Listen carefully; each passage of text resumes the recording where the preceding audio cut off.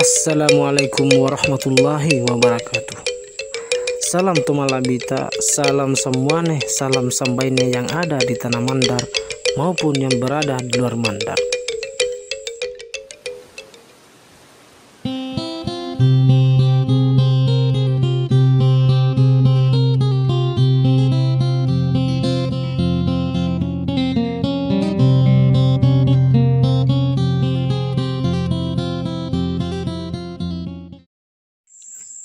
Jadi pada kesempatan ini saya akan berkisah tentang cikal bakal adanya nyanyian lagu Burak Sendana.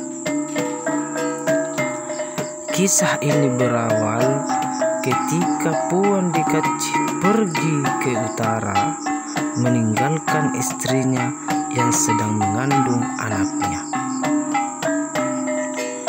Lalu pergilah Puan Dikaci meninggalkan Sendana dan tiba di negeri Kaili. Beberapa lama kemudian Puan Dikaci kawin dengan putri Raja Kaili yang bernama Tupu. Dari perkawinannya itu lahirlah seorang putra yang diberi nama Ijo. Sebelum Puan Dikaci berangkat ke negeri Pasir, kerajaan Kutai Kartanegara untuk berperang melawan musuh dan membantu pamannya yang menjadi Raja Kutai waktu itu. Dia pun berpesan kepada istrinya Tupu supaya suatu waktu anaknya Ijo ke daerah Mandar mencari kerabat bapaknya yang ada di Mandar, tepat di kerajaan Sendana.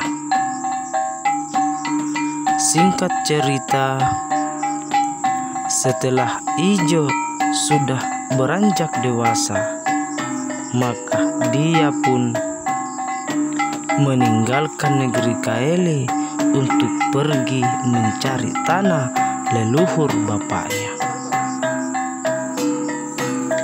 Ijo pun mengikuti perahu yang menuju ke selatan untuk mencari leluhur bapaknya.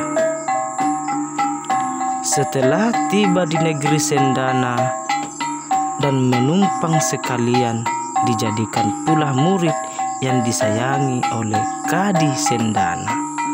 Karena Ijo baik budi, lagi pula orangnya tampan.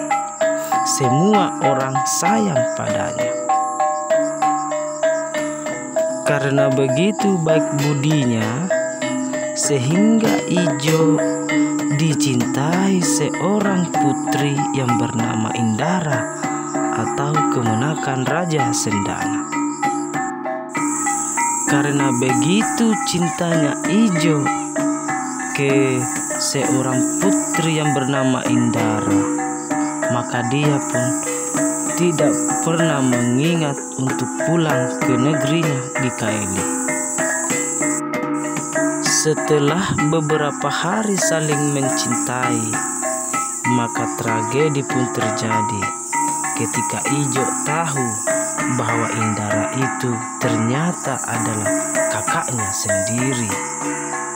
Karena Indara itu adalah putri Puan Dikaci yang masih di dalam kandungan ketika Puan Dikaci pergi ke Kaili. Dengan hati pilu tanpa diketahui oleh siapapun, Ijo kembali ke negeri ibunya di negeri Kaili. Setelah Ijo sampai ke negeri Kaili, dia pun kaget dan tambah bersedih karena ibundanya Tupu telah lama meninggal sejak kepergiannya merantau ke negeri Sendana.